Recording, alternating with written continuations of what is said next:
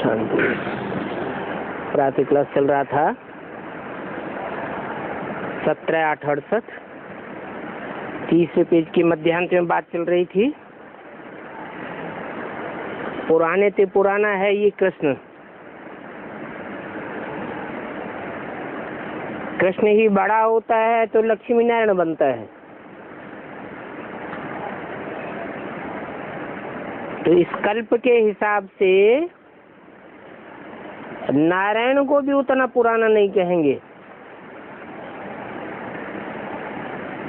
कृष्ण को पुराना कहेंगे। और नए से नया भी कृष्ण ही था।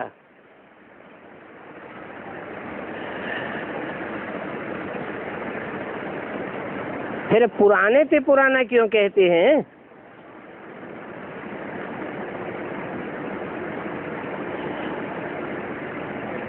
कारण क्या है? क्योंकि पास्ट हो गया है पिछले कल्प में। माना कृष्ण के नाम रूप से पार्ट बजाने वाले दो हो गए। एक तो जिसका शास्त्रों में गायन है, कृष्ण काला कृष्ण गोरा। संगम युग में ही पास्ट कल्प में काला भी था और पास्ट कल्प में गोरा भी बना।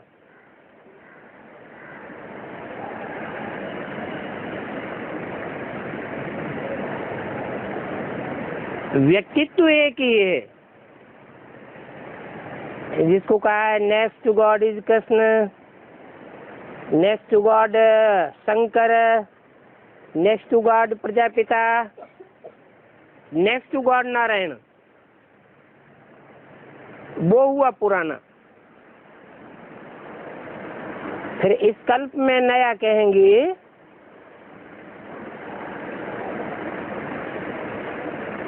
जो नर नारायण से पैदा होता है। बाप ने समझाया है, तुम ही गोरे थे, फिर तुम ही सांवरे बने हो।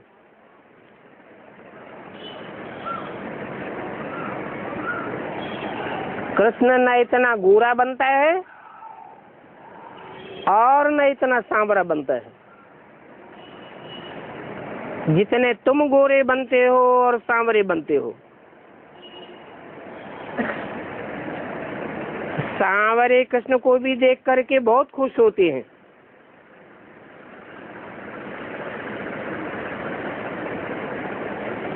झूले में सांवरे को ही झुलावेंगे।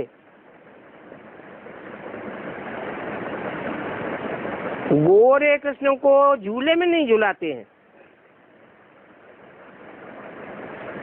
क्योंकि गोरा होता है सतयुग में और सांवरा होता है पुरानी दुनिया में। जब पुरानी दुनिया में होता है तो पुरुषार्थी जीवन है, पुरुषार्थ की ही सारी बलिहारी है। पुरुषार्थी जीवन में झूलते हुए दिखाया है, क्योंकि झूला कभी ऊंची स्टेज में जाता है और कभी नीची स्टेज में आता है। बाकी उस झूले की बात नहीं है। ये तो ज्ञान का झूला है। उन भक्तों को क्या पता कि गोरा कब था और सांवरा कब था।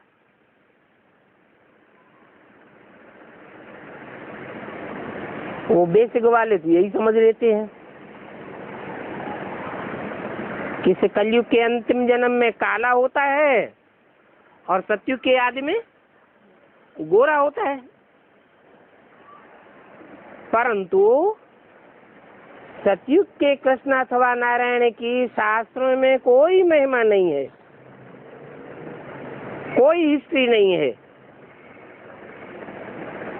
जो भी बातें हैं शास्त्रों में ये भक्ति मार्ग में जो भी गाया जाता है वो संगम युग की यादगार है।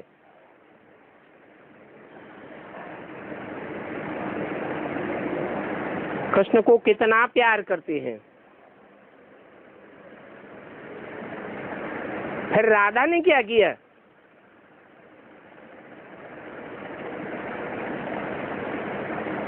कृष्ण को काला भी दिखाते, गोरा भी दिखाते, राधा को काला क्यों नहीं दिखाते?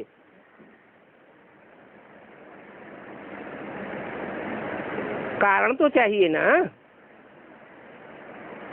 तो बाप कितना समझाते रहते हैं, यहाँ तो तुम सत्य के संग में बैठे हो।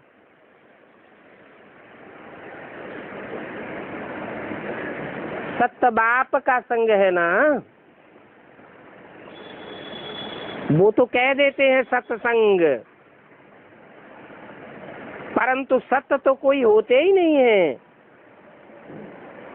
जो बोलते हैं वो झूठ ही झूठ बोलते रहते हैं। कह देते हैं परमात्मा सर्वव्यापी है। अभी बाप आकर सत्य बात बताते हैं कि मैं तो एक व्यापी होकर के संसार में प्रत्यक्ष होता हूँ। तब तुम्हारी बुद्धि को ठिकाना मिलता है, नहीं तो 63 जन्म जैसे बुद्धि बिखरती रही, ठिकाना नहीं मिला। ऐसे ही बुद्धि बिखरती रहती। फिर योग कैसे सिद्ध होगा? बाहर में कुसंग में जाने से सब भूल जाते हो। यहाँ बाप के सत्संग में आने से सारा ज्ञान बुद्धि में रहता है। बाहर की दुनिया में माया बहुत प्रबलता से खींचती है। ऐसे भी हैं जो कि अभी अभी आते होंगे और अभी अभी भाग जाते, आए और गए। थोड़ा भी अपना अहंकार आने से और ही अपनी सत्यानाश कर लेते हैं। बेहद का बाप तो समझा नहीं देंगे ना। इस समझाने में फर्क नहीं होना चाहिए। ये समझानी बाप की दी हुई समझानी है। इसमें अहंकार नहीं आना चाहिए कि ये ज्ञान मैं देने वाला हूँ। ये भी नहीं आना चाहिए कि बाबा ने हमको ऐसा क्यों कहा। सभी के सामने हमारी इज्जत चली गई। अरे इज्जत तो इस रावण राज्य में सबकी चट खाते में चली गई। देह अभिमान में आने से अपना नुकसान कर देते हैं। सबसे ज्यादा इज्जत गंवाते हैं भगवान की। कितनी ग्लानि करते हैं। सबसे जास्ती ग्लानि होती है भगवान की, फिर होती है ब्रह्मा की, फिर नंबरवार पुरुषार्थ अनुसार देवताओं की ग्लानि होती है। ग्लानि करते करते पद ही भ्रष्ट हो जाता है। बाप कहते हैं क्रोध करना क्रिमिनल है।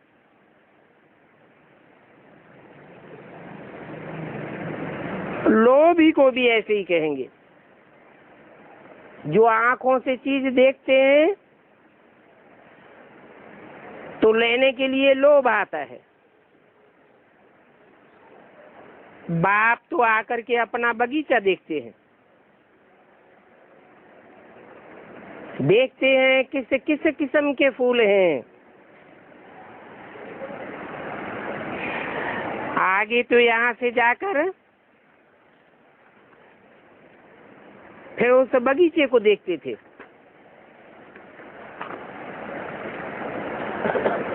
शिव बाबा को फूल भी बरोबर चढ़ाते हैं।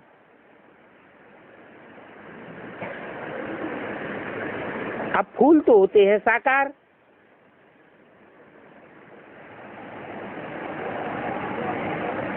निराकार का जो प्रतीक है लिंग, उसको फूल चढ़ाते हैं। अब तुम तो चैतन्य फूल हो, तो अभी तुम पुरुषार्थ करके ऐसा फूल बनते हो, फिर वहां तो रावण राज्य नहीं होगा। बाप तो समझाते रहते मीठे मीठे बच्चों, जो कुछ भी बीत जाता है उसको ड्रामा समझो।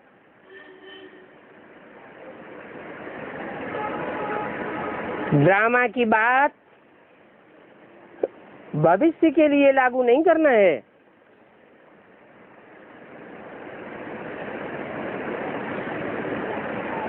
ड्रामा में जो बीत जाता है उसका विचार नहीं करना है। नहीं तो कितनी मेहनत करते हैं विचार करते करते, परंतु विचार करने से होता तो कुछ भी नहीं है। ड्रामा में जो होना होता है वो ही होता है, परंतु ठहरते नहीं है। अरे प्रजा भी तो चाहिए ना, थोड़ा भी कोई सुनते हैं तो सुनने मात्र से ही प्रजा में चले जाएंगे, प्रजा बन गई। और प्रजा तो ढेर की ढेर बनती है, क्योंकि ये ज्ञान तो कभी विनाश को नहीं पाता है।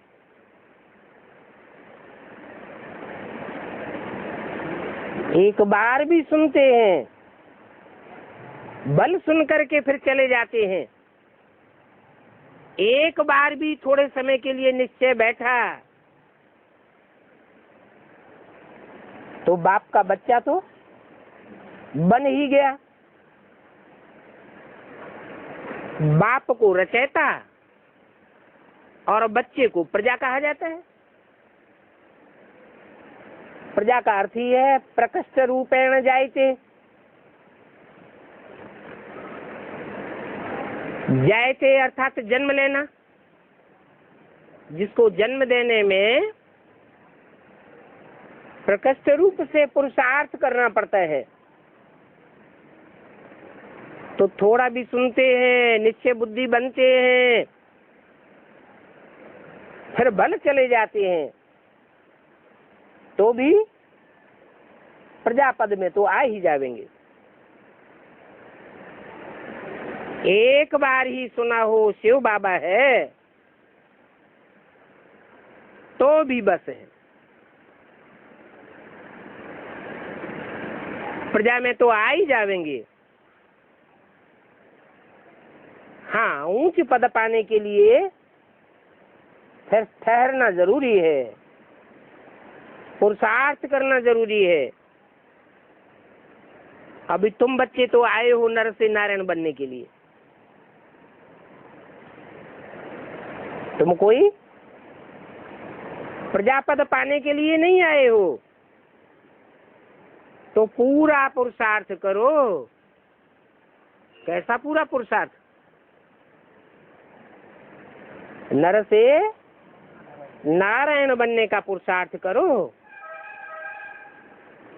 नर से प्रिंस बनने का पुरुषार्थ भी पूरा पुरुषार्थ नहीं कहेंगे, अधूरा पुरुषार्थ है, अधूरी पढ़ाई है। ये सब बातें अंदर में याद आनी चाहिए। हम जिस राज्य में थे कल पहले, अभी फिर से हम आ रहे हैं, वहां परम अपार सुख होंगे, और यहाँ तो इस दुनिया में अपरम अपार दुख हैं। तो अपरम अपार सुखों की दुनिया में जाने के लिए पूरा पुरुषार्थ करना चाहिए। सर्विस तो बिल्कुल एक्यूरेट हो रही है, पाई का भी फर्क नहीं पड़ सकता। अच्छा, साहब के साहबजादों प्रति नंबरवार याद प्यार, गुड मॉर्निंग और नमस्ते। रात्रि क्लास है 16/8/68। जो भी पास्ट हो गया उसका कुछ भी कर नहीं सकते, चेंज नहीं हो सकता। जो पास्ट हुआ एक कल्प के बाद फिर वही पास्ट होगा। समझा सकते हैं कि आगे के लिए ठीक कर देना चाहिए, परंतु पास्ट में जो हो गया सो हो गया। इस समय तुम फिक्र से फारिग बन रहे हो, और एक जन्म के लिए फारिग नहीं हो रहे हो, 21 जन्म के लिए फिक्र से फारिग होते हो। वहां नई दुनिया में तुमको कोई भी फिक्रात नहीं होगी। अभी क्यों फिक्रात होती है?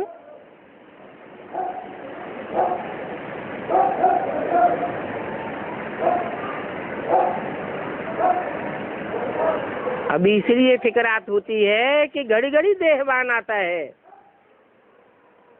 वहां नई दुनिया में देहवान आएगा ही नहीं, सदैव आत्माभिमानी होकर के रहेंगे। अभी तुम आत्माभिमानी बनना सीख रहे हो, फिर भी कहेंगे जो बीता सो ड्रामा। हमने पूरा पुरुषार्थ नहीं किया, टाइम वेस्ट हो गया, तो पास्ट का फिक्र नहीं करना चाहिए। वर्तमान को सुधारना है। कोई भी पास्ट में नुकसान हो गया तो ड्रामा, फिक्रात नहीं करना चाहिए। ड्रामा कल्याणकारी है या कल्याणकारी? ड्रामा तो कल्याणकारी है। जैसे शिव बाबा कल्याणकारी है, वैसे ड्रामा भी कल्याणकारी है, और कल्याणकारी ड्रामा में हमारा पार्ट भी है, कल्याणकारी है। इसलिए जो भी पास्ट हो गया, अगर समझते हैं कि कुछ खराब हो गया, नुकसान हो गया, तो भी समझना चाहिए कि ड्रामा कल्याणकारी है। अभी पूरा ज्ञान न होने के कारण हम नुकसानदायक समझते हैं, लेकिन जब ड्रामा का राज खुलेगा तब पता चलेगा कि जो हुआ सो अच्छा हुआ। यहाँ पर तो अनेक प्रकार के नुकसान आदि होते ही रहते हैं।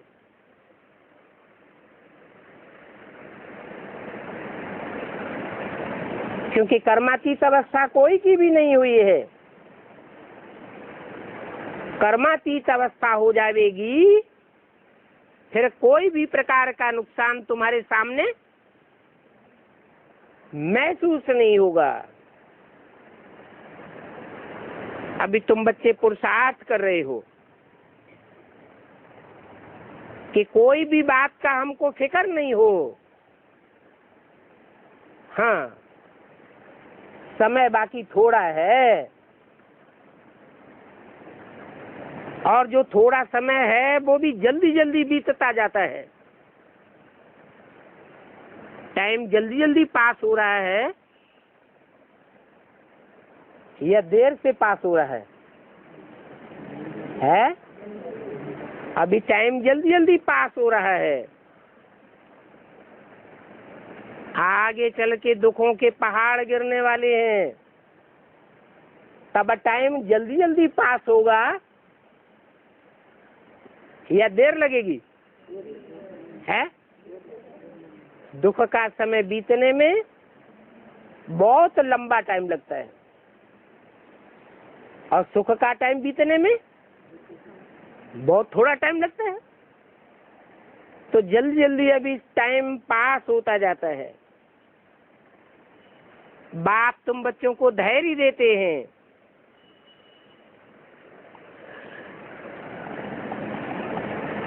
तुम 63 जन्म कितना फिक्र में रहे हो। अभी बाप आया हुआ है, गायन है फिक्र ते फारक किंदा प्यारा सतगुरु।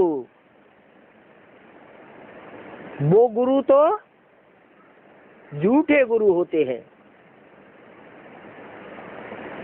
सतगुरु तो एक ही होता है। वो सतगुरु बाप सच्ची बात तुम्हारी बुद्धि में बैठा करके फिक्र से फारिग कर देते हैं।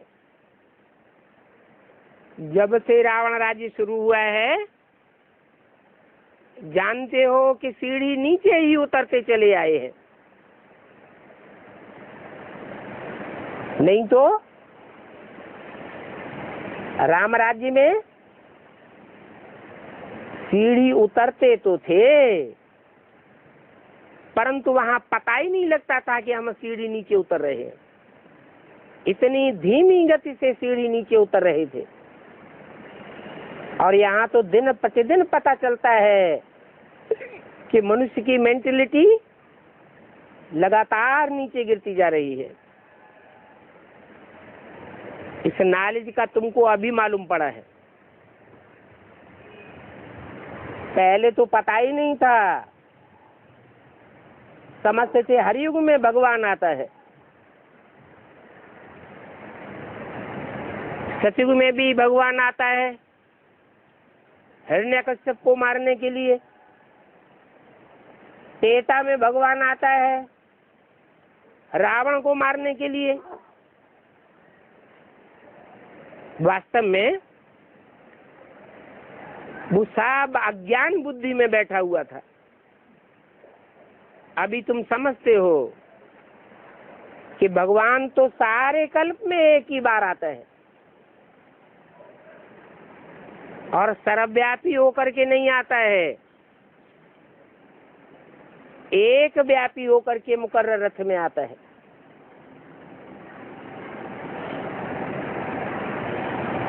तो असली ज्ञान का पता तुमको अब पड़ा है, असली जानकारी अब हुई है। अभी तुम जितना होशियार होते जाओगे उतना ही तुम्हारा झाड़ वृद्धि को पाता जाएगा।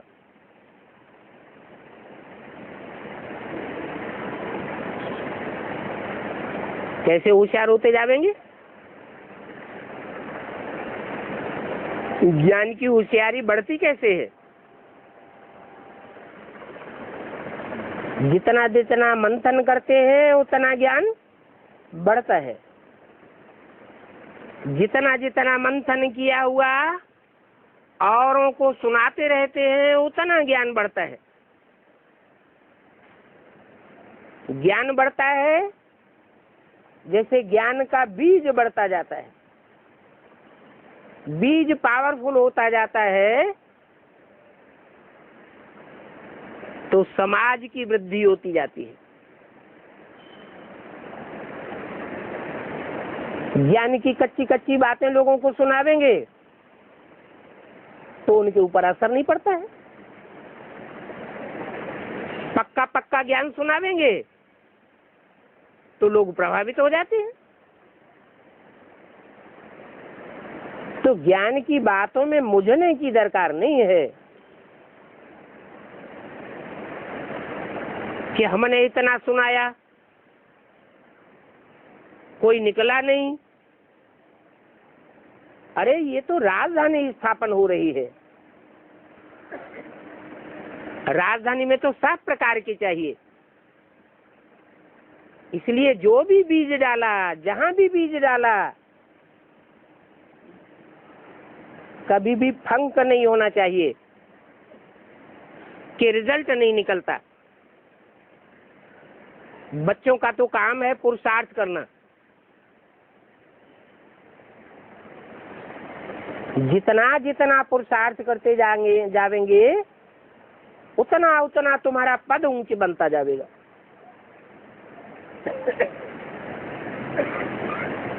ऊंचे पद कैसे बनता है? 4 सब्जेक्ट हैं, ज्ञान, योग, धारणा, सेवा। कैसे ऊंचे पद बनता है? ऊंचे पद बनने का कैलकुलेशन कैसे होगा कि माला में हमारा ऊंचा नंबर होगा या नीचा नंबर होगा, कैसे पता चलेगा? लोग कैसे मानेंगे? कोई तो तरीका होगा।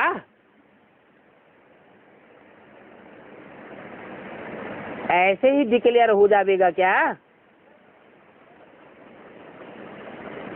सेवा के आधार पर सबका अपना अपना पद डिक्लेयर हो जाएगा। जिसने जितनी सेवा की और जैसी सेवा की उतना पद बनेगा। इस समय ऊंच बनेंगे तो जन्म जन्मांतर, कल्प कल्पांतर ऊंचे बन जाएंगे।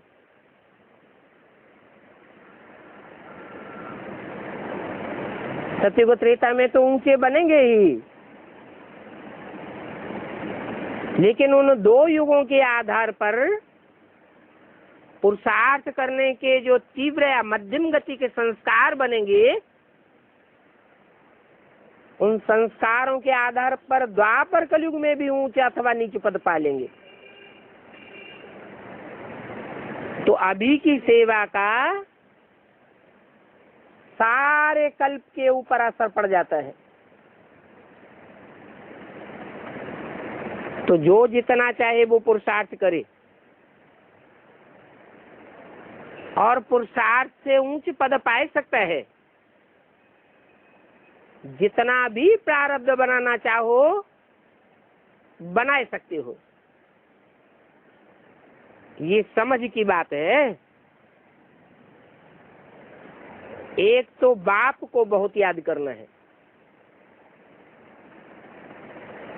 बहुत याद कैसे आवेगी?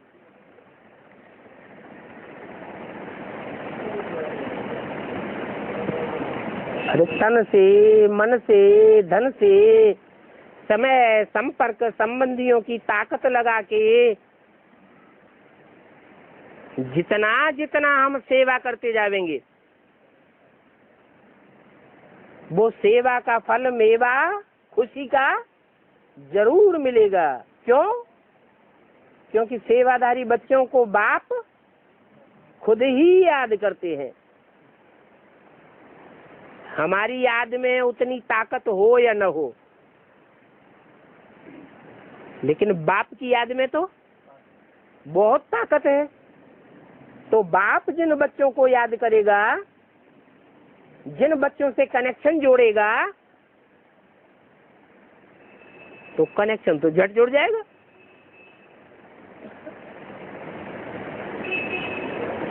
आज की दुनिया में भी जो बड़े बड़े मिनिस्टर हैं, बड़े बड़े पूंजीपति हैं, कहीं किसी से कनेक्शन जोड़ना चाहें तो जल्दी कनेक्शन जोड़ लेते हैं, देर लगती है? जल्दी कनेक्शन जुड़ जाता है।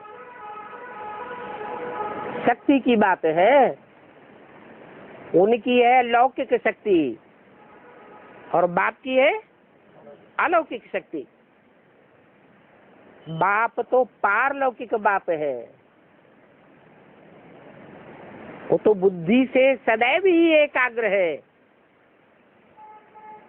एकाग्र होने के कारण बाप को कनेक्शन जोड़ने में 1 सेकंड भी नहीं लगता।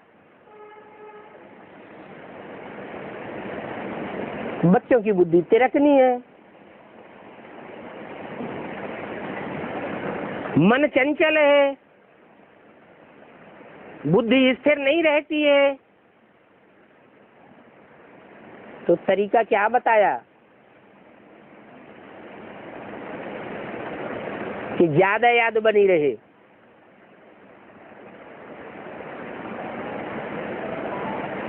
सेवा, जितनी सेवा करेंगे, जहां हमारा तन होगा वहां हमारा मन होगा, बुद्धि जाएगी, बुद्धि योग लगेगा। जहां हमारा धन होगा वहां हमारा मन होगा। धन की ताकत जहां हम लगाएंगे ईश्वरीय सेवा में, तो मन ईश्वर जरूर खींच लेगा। तो चाहे तन हो, चाहे मन हो, चाहे धन हो, चाहे समय की ताकत हो। आज की दुनिया में सबसे ज्यादा वैल्यू किस चीज की है? धन की भी उतनी वैल्यू नहीं है। धन चोर चुराए ले जावेंगे, आग जला देगी, इनकम टैक्स उठा ले जावेगा, कुछ भी हो सकता है। तन की भी वैल्यू नहीं है। रास्ता चलते चलते ट्रक कचर देता है, और मनुष्यों के तन की तो और भी ज्यादा वैल्यू नहीं है। किस चीज की वैल्यू है आज दुनिया में? समय की बहुत वैल्यू है। कोई भी आदमी टाइम नहीं देना चाहता। कोई को समझाओ, कहेंगे बातें तो आपकी ठीक है, लेकिन समय नहीं है। तो समय की बहुत वैल्यू है। बल भगवान इस सृष्टि पर आया हुआ है, तो भी भगवान को भी समय देने के लिए लोग तैयार नहीं है। तो जितना हम अपना समय लगावेंगे ईश्वरीय सेवा में, उतना भगवान से हमको उजूरा याद का जरूर मिलेगा। ऐसे नहीं समझना चाहिए हमारा सारा समय बेकार चला गया, कोई आत्मा नहीं निकली। नहीं, हमने तो पुरुषार्थ किया ना। पुरुषार्थ करना हमारा काम है। फल मिले या तुरंत न मिले। बाप तो कहते हैं जो बीज तुम डालते हो वो अविनाशी बीज है। आज फल नहीं देगा तो कल फल देगा।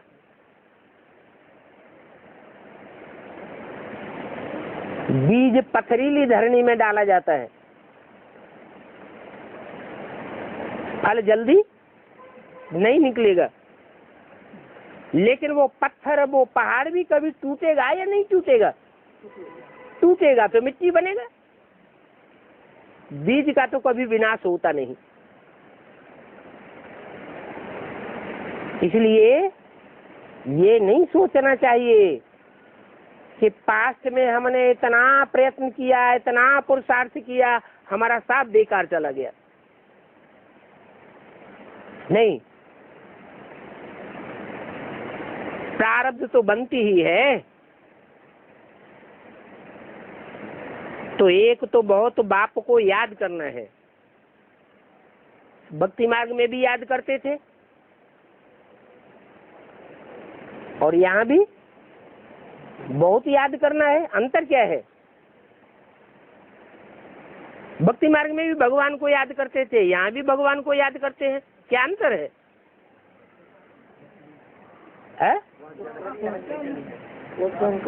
वहाँ याद करते थे बिना जाने बिना पहचाने, अंधश्रद्धा पूर्वक याद करते थे। और अभी अभी तो हम श्रद्धा विश्वास पक्का करके याद करते हैं, निश्चयात्मक बुद्धि से याद करते हैं कि यही भगवान है, भगवान का यही स्वरूप है, यही भगवान का कर्तव्य है, यही भगवान का नाम रूप देश काल है। इसके अलावा भगवान का कोई दूसरा नाम रूप देश काल नहीं हो सकता। हमने असलियत में भगवान को पहचाना है, दुनिया में और कोई भी ऐसे भगवान को नहीं पहचान सकते जितनी गहराई से हमने जाना है। तो भक्ति की याद में और अभी की याद में जमीन आसमान का फर्क हो जाता है। सोचना चाहिए कि भक्ति में हम कैसे याद करते थे। कहते थे भगवान जब आप आवेंगे तो हम आपके ही बनेंगे। 63 जन्म अंजाम किया ना, अभी बाप आया हुआ है तो क्या करना चाहिए?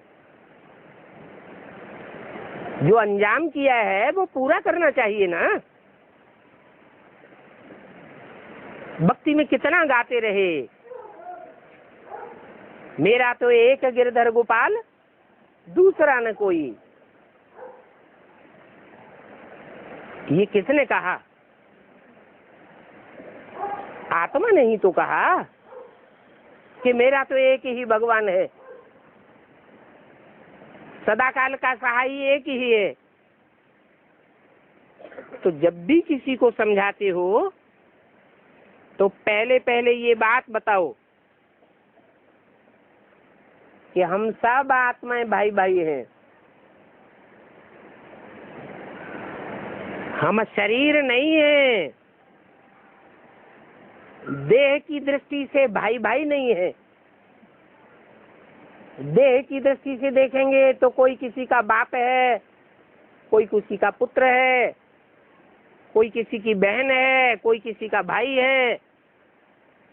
ढेर के ढेर संबंध बन जाते हैं देह की दृष्टि से देखने से। अगर आत्मिक रूप में देखेंगे तो हम भी ज्योति बिंदु आत्मा, ये भी ज्योति बिंदु आत्मा, वो भी ज्योति बिंदु आत्मा।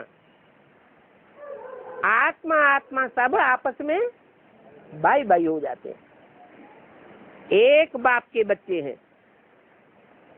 परंतु भक्ति मार्ग में इन बातों का कोई को पता नहीं था, अभी पता पड़ा है।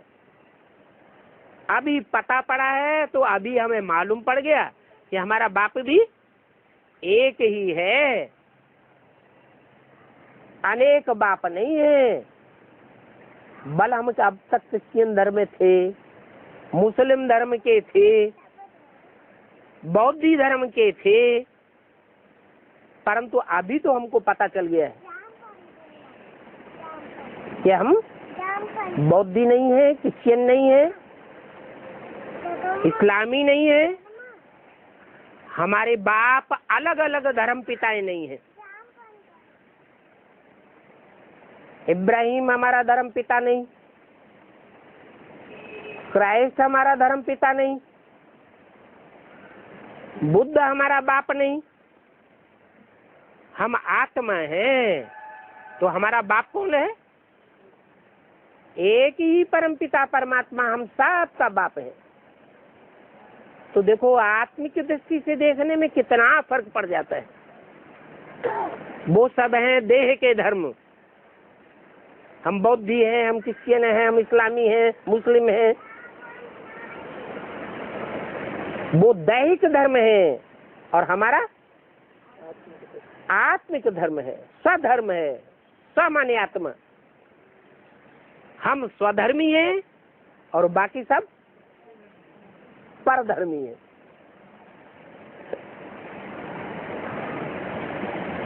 स्वधर्मे निधनम से यह परधर्मो भयावह। अपनी आत्म की स्थिति में अगर हमारा शरीर छूट जाएगा तो हम बहुत श्रेष्ठ पद को पालेंगे। परधर्म की स्थिति में अगर हमारा शरीर छूटा कि हम बौद्धि हैं, बौद्धियों वाला हमारा समाज है, हमारा परिवार है, तो क्या होगा?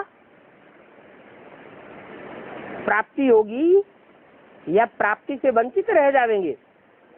बड़ी भारी प्राप्ति से वंचित रह जाएंगे।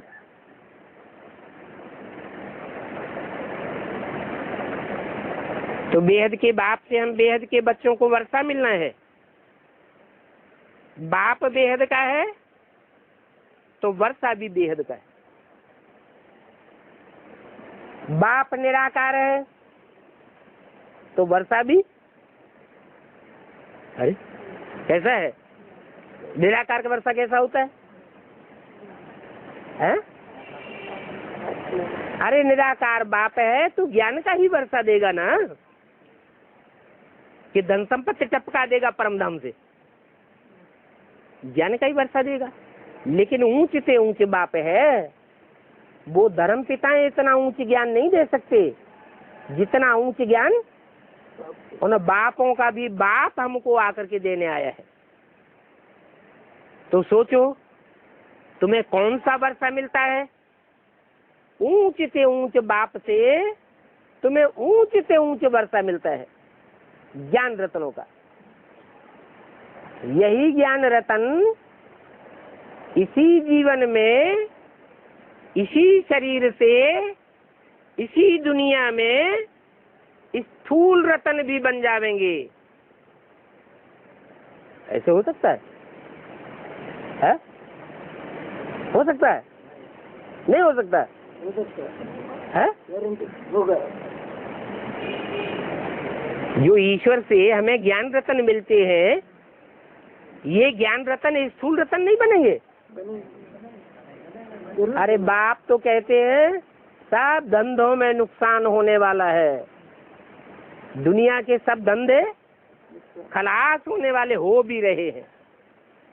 तो आने वाला जो संसार है उसमें सिर्फ ईश्वरीय ज्ञान का धंधा ही फलेगा फूलेगा और सब धंधे चौपट हो जाएंगे। तो जिनके पास ज्ञान धन होगा उनको स्थूल धन की कमी रहेगी? रह सकती है? दुनिया में झूठे झूठे ज्ञान सुनाने वाले कितने धर्म गुरु फैले हुए हैं। वो झूठा ज्ञान सुनाने वालों के पास धन की कमी रहती है? रहती है? उनके पास भी धन की कमी नहीं रहती। और हमारे पास तो सत्य बाप के सच्चे ज्ञान रतन है, तो इनकी तो दुनिया में कितनी वैल्यू हो जाएगी। अंदर में सोचना चाहिए। बेहद के बाप से हमको बेहद के रत्नों का वर्षा मिलता है, फिर सुख और शांति का भी वर्षा मिलता है। तुम जानते हो पहले हम सुखधाम में थे,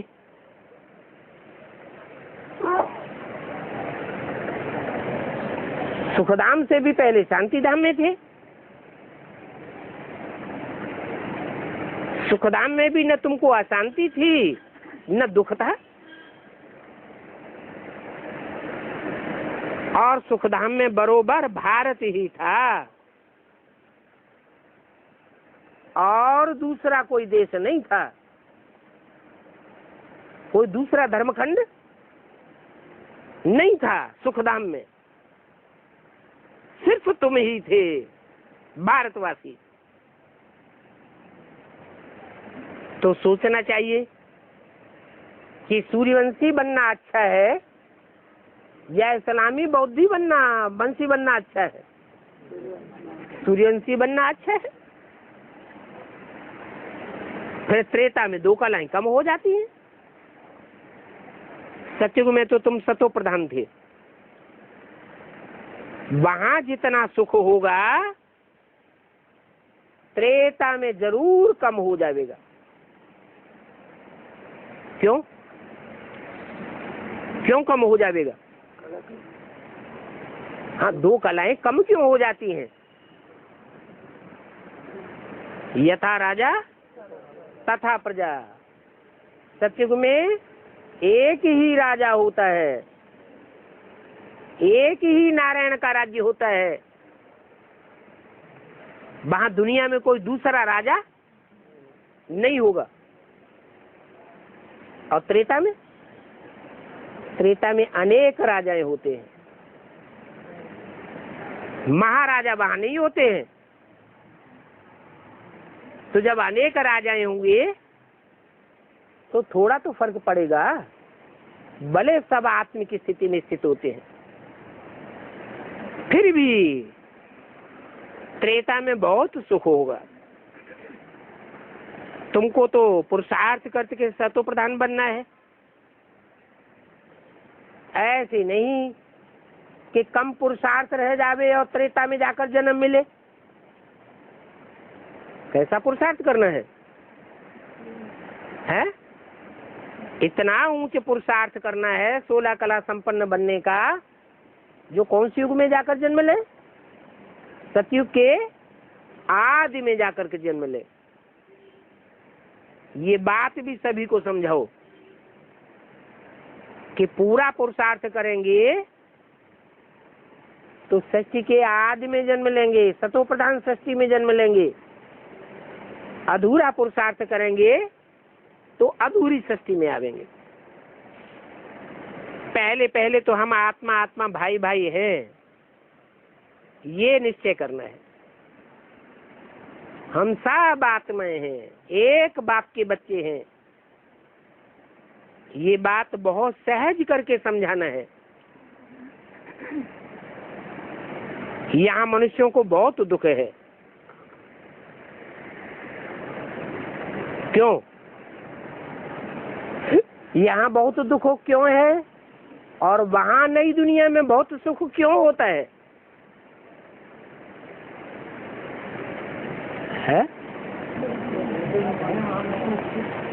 यहाँ परधर्म में है और वहां स्वधर्म में है। स्व माने आत्मा। जो अपने होते हैं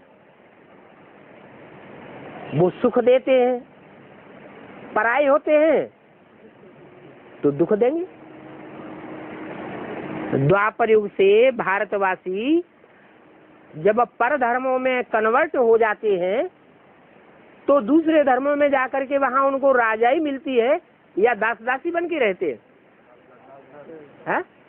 दास दासी बन के रखेंगे। इसीलिए बोला स्वधर्मे निधर्म से पर धर्मो भयावह। अभी मनुष्यों को बहुत दुख है क्योंकि अपन को पर धर्म में समझे बैठे हैं। हम 5 तत्वों का पुतला है। पृथ्वी जल वायु अग्नि आकाश, इन 5 तत्वों से बने हुए हम शरीर हैं, ऐसे समझते हैं। हम देह हैं, परंतु देह तो है नहीं। बाप ही सुख करता है और दुख हरता है। कैसे सुख करता है? आत्म की स्थिति में स्थित कराए के हमको सुख देता है। आत्म की स्थिति का ज्ञान कराता है, तब हमारी आत्मा को सुख होता है। हम अपने असली स्वरूप को पहचानेंगे तो सुखी होंगे, और नकली स्वरूप में स्थिर रहते हैं तो दुखी हो जाते हैं। अपार दुखों और अपार सुखों का अभी ये संगम युग है। क्या कलयुग में इतने अपार दुख नहीं होते, सतयुग में इतने अपार सुख नहीं होते। अपरम अपार सुख और अपरम अपार दुखों का संगम कौन से युग में है? अभी संगम में है। तो अभी संगम में हमने क्या अनुभव किया है? दुखों का अनुभव किया है, सुखों का अनुभव किया है, अपार दुखों का अनुभव किया है, अपार सुखों का अनुभव किया है, या पूरे ही अनुभवी बन चुके हैं? सब कुछ अनुभव किया है? अपरम अपार दुखों का अनुभव किया है? अपन से पूछे, अपरम अपार सुखों का अनुभव किया है? अपरम अपार सुख क्या होता है? नहीं, वो याद तो अभी नहीं करते। याद अभी याद करते तो क्या अपरम अपार सुख में पहुंच जाते? अपरम अपार सुख है अतीन्द्रिय सुख, जो एक बार शुरू हो जाएगा फिर खत्म होने वाला, छूटने वाला नहीं है। अभी अपार दुखों में भी हम अपने को नहीं कह सकते, क्योंकि आगे चल के ऐसा समय आने वाला है जो दुखों के पहाड़ गिरेंगे, माया दुखों के पहाड़ गिरा देगी।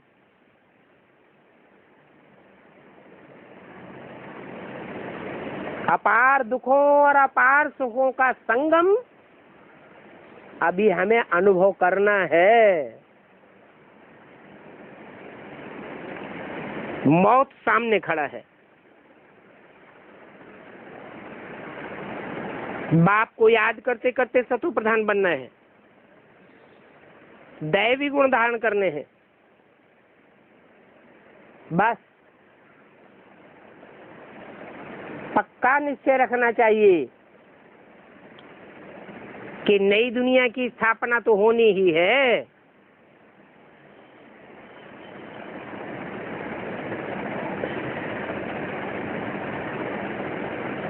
आज बॉम्बे की टैप जिसमें कि कुमारका का भाषण भरा हुआ था,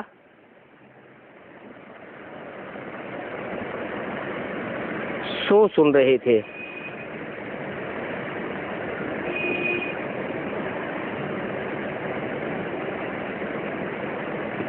तुम माताओं को तो अब बोलबाला होना ही है।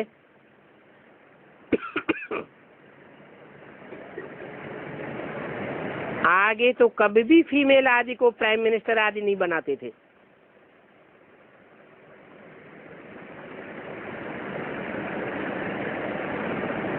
पहले बनाते थे, है? नहीं बनाते थे। अभी संगम युग में बाप आकर के कन्याओं माताओं का मर्तबा बढ़ाते हैं तो दुनिया वाले भी फॉलो कर रहे हैं। अभी तो देखो प्रेसिडेंट आदि भी बनाते रहते हैं।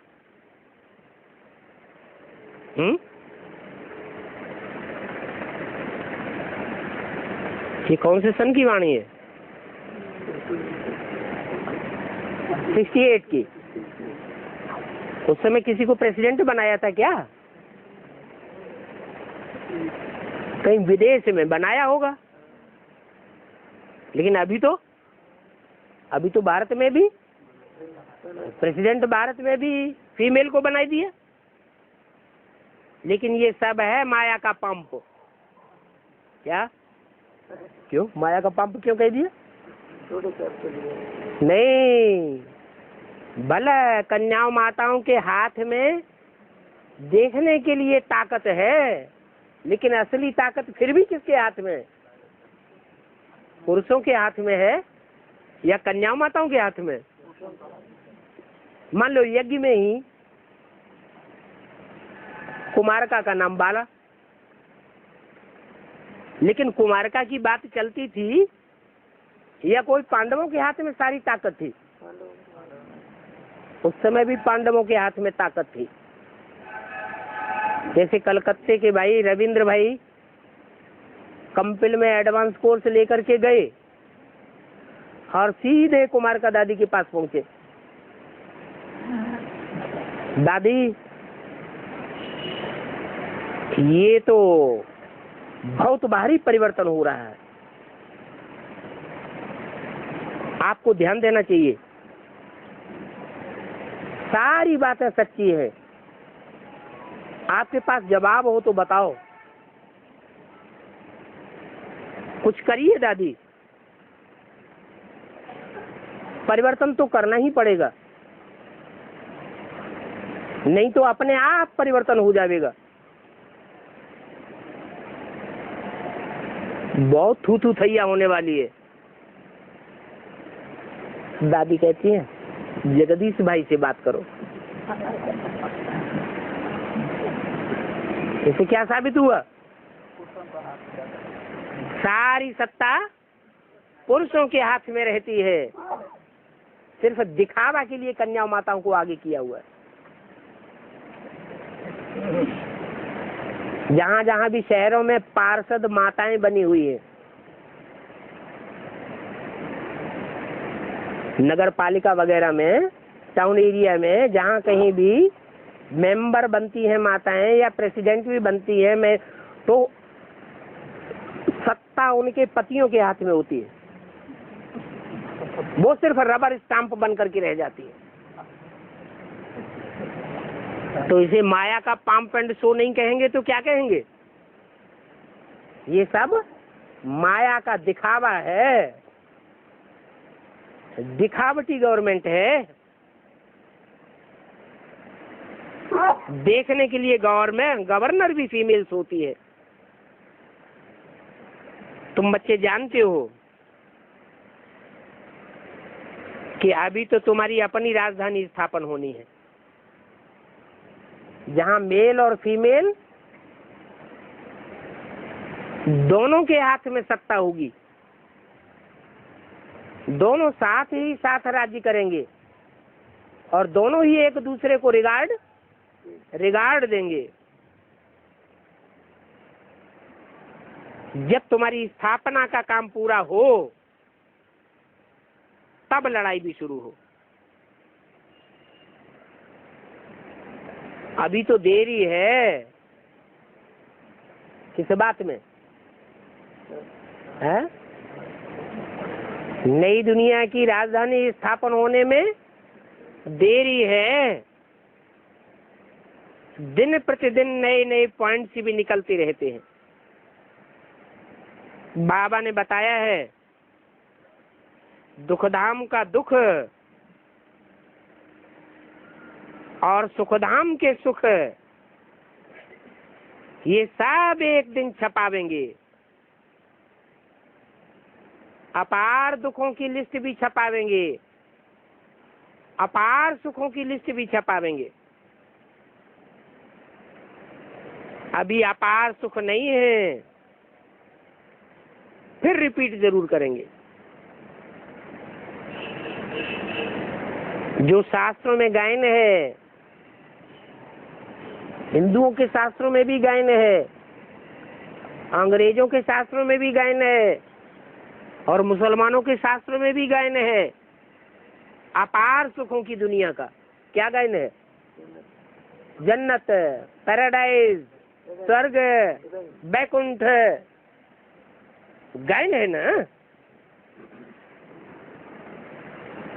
तो बाप कहते हैं मुझे याद करो तो तुम भी विश्व का मालिक बन जाएंगे।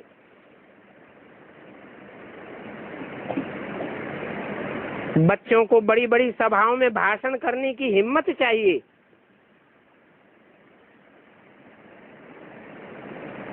नहीं तो बच्चे फंक हो जाते हैं ना। 2-5 बच्चे ऐसे हैं जो कि बड़ी बड़ी सभाओं में भाषण कर सकते हैं। आपस में समझते तो है ना कि फलाने फलाने हमसे होशियार हैं, हम तो इतना भाषण नहीं कर सकते हैं। स्कूल में कोई अच्छी रीत उठाते हैं, कोई नहीं उठाते हैं। तो सभी बच्चों को भाषण आदि करना सीखना चाहिए।